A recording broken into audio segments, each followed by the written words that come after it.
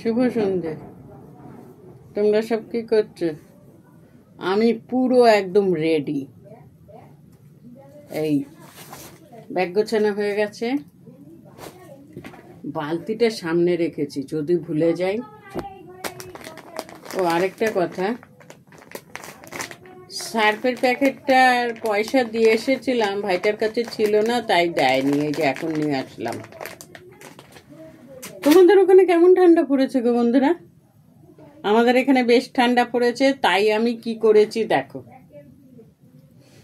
3খানা এই বের করেছি, এই একটা, এই একটা, এই একটা। এবার ভেবে পাচ্ছি না কোনটা গায়ে দিয়ে যাব, কালোটা না এইটা, কোনটা গায়ে দেবো গো? কোনটা গায়ে দিলে ভালো লাগবে বলো? আর তোমাদের জিজ্ঞেস করবো না, করবো কাদের জিজ্ঞেস বলো?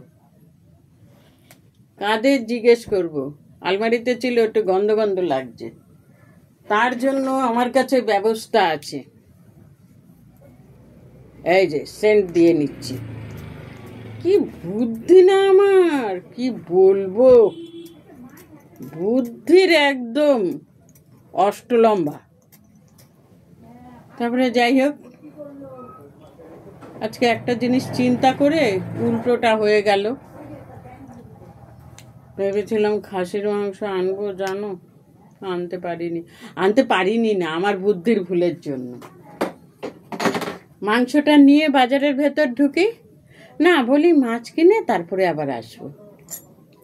এবার মাছ কিনে যখন বেরোই, সেটা আমার বাড়ির রাস্তা হয়, তাহলে আমার আবার উল্টো রাস্তায় আসতে হয় মাংস কিনতে। আর কিনিনি মাংস, জানো। বাড়ি চলে এসেছি, বাড়ি এসে একটা জিনিস চিন্তা করলাম, সেই যখন মাংসই হয়নি, যা আছে তাই খাবো।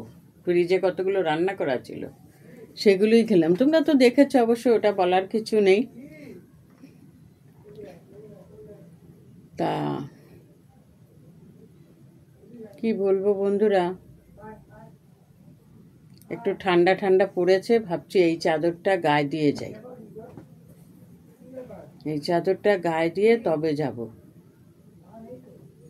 দেখেছো, একটা জিনিস ভুল করে ফেলেছি। ভালো লাগে বলো? একটা জিনিস ভুল করেছি, আবার তাহলে সেটাকে নতুন করে করতে হয়। কি করি বলো তো? যাকে ভুল হয়ে গেছে। তাহলে রাখি, যাওয়ার জন্য রেডি হই।